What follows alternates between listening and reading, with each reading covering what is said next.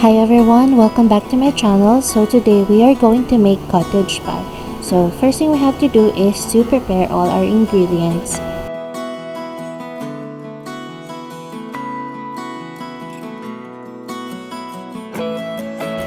We use beef for cottage pie and we use lamb for shepherd's pie. So may difference yung dalawa.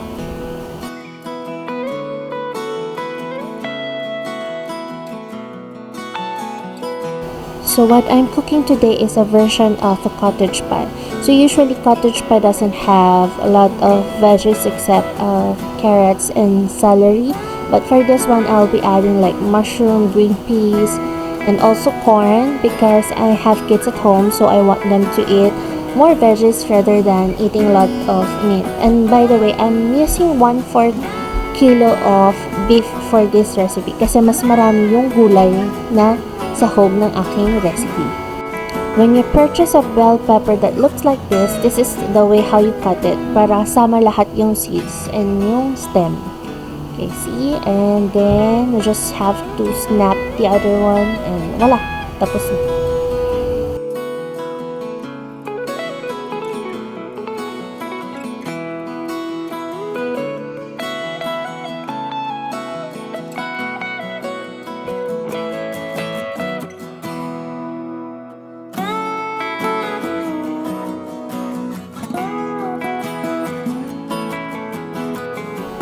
While prepping the veggies, we can actually boil now the potatoes for the mash.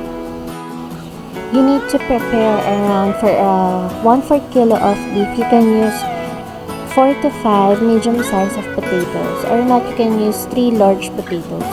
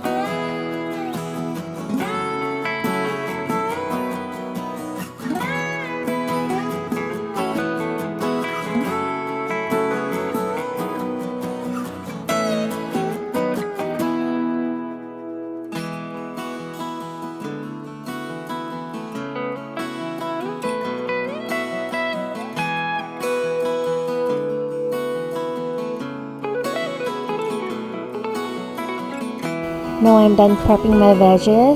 The potatoes are already soft, so I'm going to start mashing it for the toppings. So I added in a half cup of milk while the potatoes are still hot. I also added in around 3 or 2 tablespoons of butter. Yung butter ko dito medyo matigas pa, pero that's okay kasi the potatoes are still hot.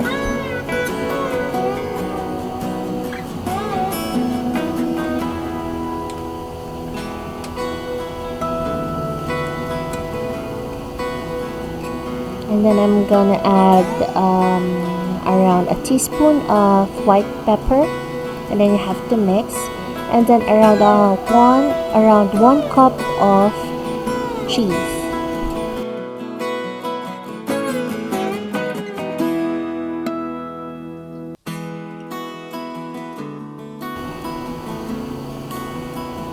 Then after that, you have to mix and set aside.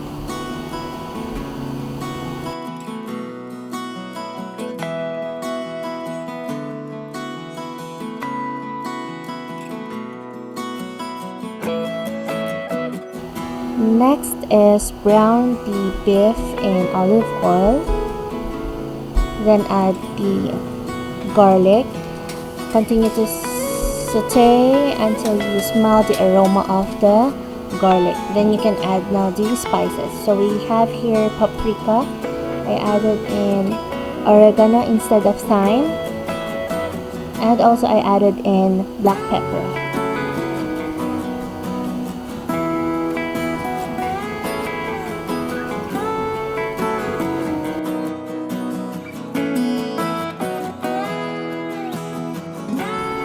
Next, we add in the onion, celery, and carrots, and continue to saute until the onions are a bit translucent.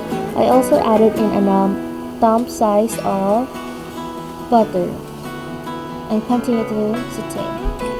So I added here around 3 tablespoons of Worcestershire.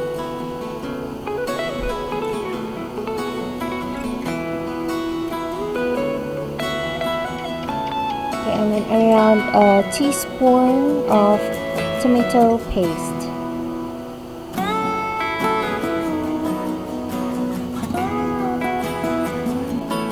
Once the tomato puree is already incorporated, we add now 1 to 2 cups of water, or you can just use beef stock. Then you can add in your salt. I also added in 2 bay leaves. Then it's time to add in the other veggies. So I have here green peas. That's 1 can of green peas. Then 1 can of mushroom. And also 1 can of corn kernels. What I like about my recipe is that it has a lot of veggies. So it gives a lot more of texture and flavor to this recipe.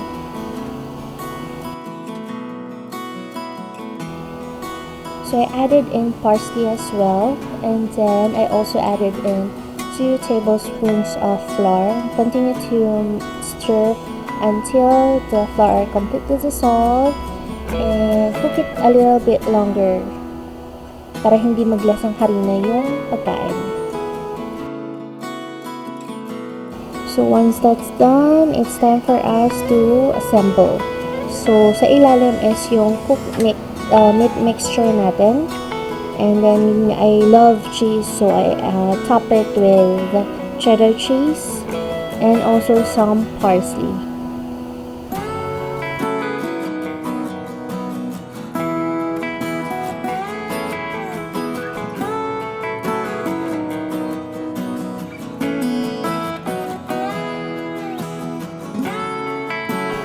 So once we're done with that, let's add now the mash.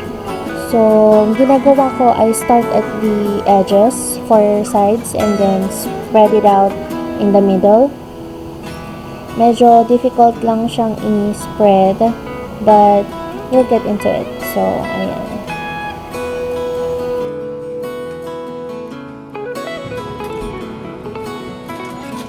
Once we're done with the mash, again, I have to top it with cheese since I love cheese. I also added a little bit or sprinkle some more of paprika, and also I added some parsley. You need to add butter on top para hindi masunog yung cheese. And then we're going to bake it at 200 degrees Celsius for 30 to 45 minutes or until the crust is golden brown. And this is the outcome. Yeah, it looks so yummy.